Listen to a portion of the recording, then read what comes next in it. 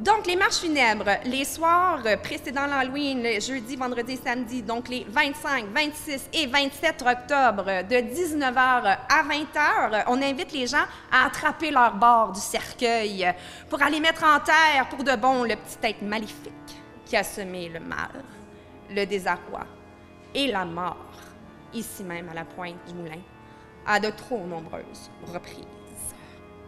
Au fil des personnages fantomatiques rencontrés tout droit sortis de l'époque de la Nouvelle-France, faut-il le dire, on en apprendra davantage sur la dévastation qui a eu lieu ici. Un périple d'un peu plus d'1 heure au cœur de l'horreur.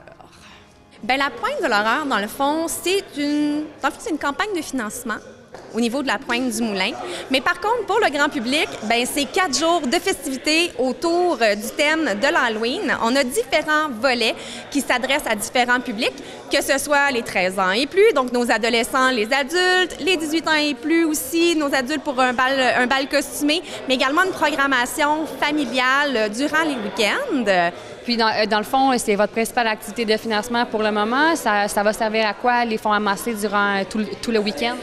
Bien, c'est sûr que nous, de notre côté, à chaque fois qu'on amasse des fonds, on a toujours 2 priorités pour faire grandir la Pointe. C'est d'offrir encore plus d'événements, offrir encore plus d'animations, puis investir encore plus massivement dans la publicité. C'est pas mal ça, la clé du succès dans la vie. C'est ce qu'on a fait au courant des 2 dernières saisons, ce qui nous a permis de partir de quelques milliers de visiteurs à 22 000 cette année. Puis justement, la Pointe de l'horreur n'a même pas encore eu lieu.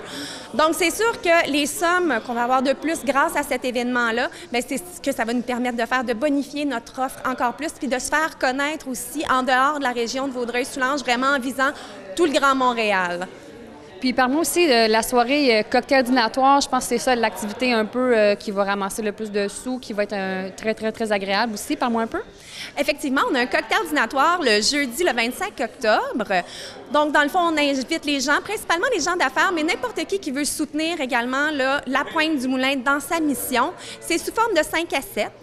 Le thème, c'est sur la fête des morts mexicaines, donc El Día de los Muertos. Alors, on va avoir une cuisine mexicaine, musique latine acoustique, un encan silencieux naturellement pour ramasser des sous au profit de la Pointe.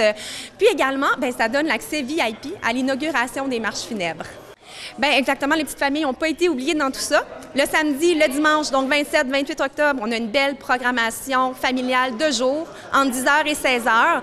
Pour l'occasion, bien, les gens vont pouvoir faire la visite de notre moulin, de la maison du meunier, qui sera cette fois-ci livrée par des fantômes, mais très sympathiques, je vous rassure.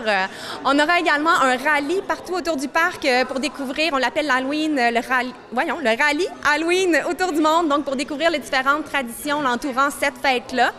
On va avoir un incontournable maquillage pour enfants, puis également un atelier de chorégraphie macabre. Oui, effectivement, les enfants vont pouvoir apprendre à danser Thriller de Michael Jackson. Et puis pour le grand bal, ça c'est probablement l'activité qui va attirer les plus vieux.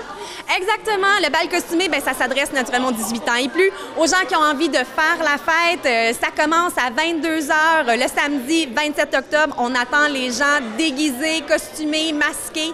Même si la salle va être toujours décorée à la mexicaine, il n'y a aucun thème au niveau des costumes. Donc, en achetant les billets, oui, OK, on a le droit à un cocktail, un bar à bonbons, de la danse, de l'animation, du gros fun, mais ça donne également les derniers départs pour nos marches funèbres qui sont inclus également là, dans le prix des billets.